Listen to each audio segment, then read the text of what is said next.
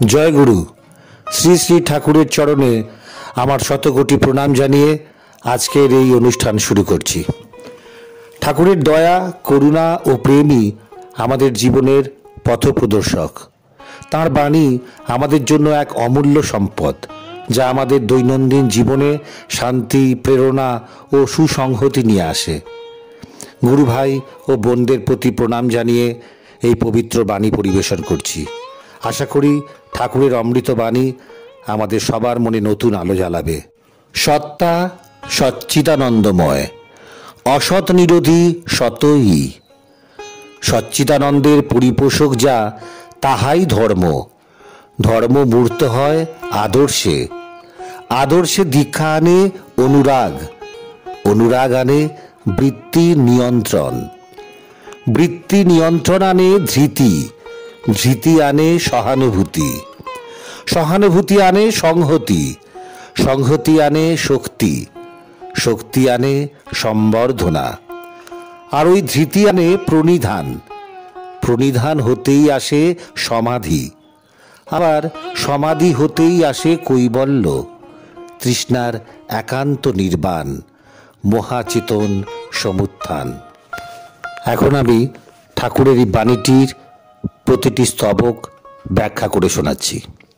সত্তা সচ্চিদানন্দময়, অসৎ নিরোধী সতই। সচ্চিদানন্দের পরিপোষক যা, তাহাই ধর্ম। অর্থাৎ মানুষের প্রকৃত স্বরূপ হল সচ্চিদানন্দময়, অর্থাৎ সত্য, চেতনা এবং আনন্দময়। অশুভ জিনিস থেকে নিজেকে দূরে রাখা এবং সত্য ও পবিত্রতার বিকাশ ঘটানোই ধর্ম।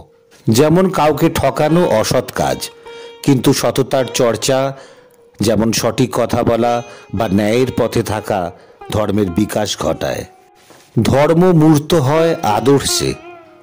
ধর্ম মানে শুধু নিয়মকানুন নয়, এটি কোনো মহান আদর্শে প্রকাশ পায়।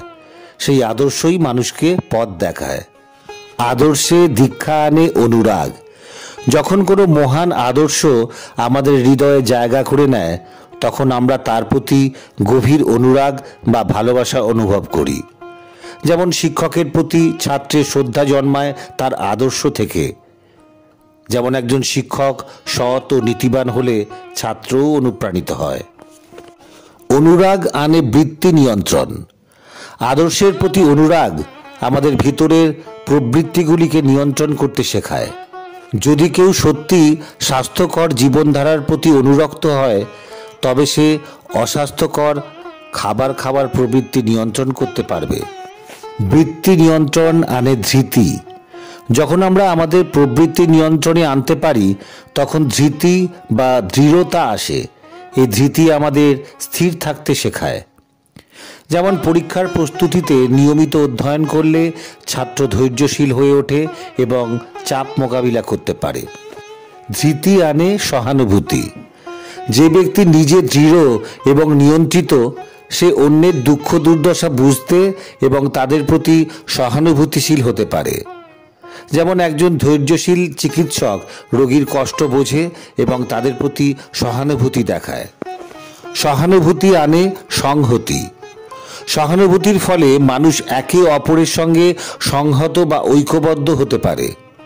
যেমন প্রাকৃতিক বিপর্যয়ের সময় মানুষ সহানুভূতির মাধ্যমে একত্রিত হয়ে পরস্পরকে সাহায্য করে।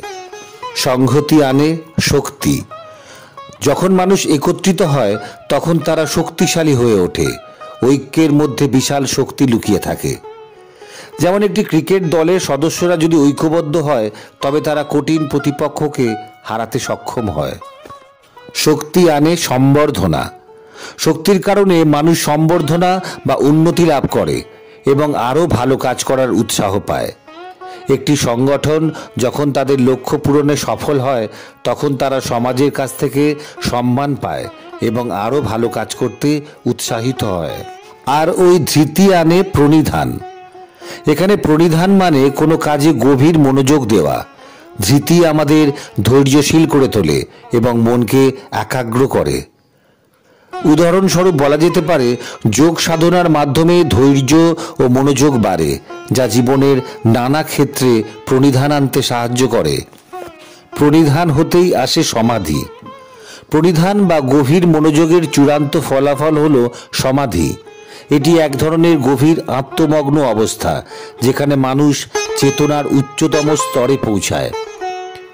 যেমন যোগীর ধ্যানে এমন এক অবস্থা আসে যখন সে নিজের অস্তিত্ব ভুলে যায় এবং বিশ্ব চেতনার সঙ্গে মিলে যায়। আবার সমাধি হতেই আসে কৈবল্য, তৃষ্ণার একান্ত নির্বাণ, মহাচেতন সমুত্থান। অর্থাৎ কৈবল্য হল পূর্ণ মুক্তি, যেখানে সমস্ত তৃষ্ণা, চাহিদা বা ইচ্ছা শেষ হয়ে যায়।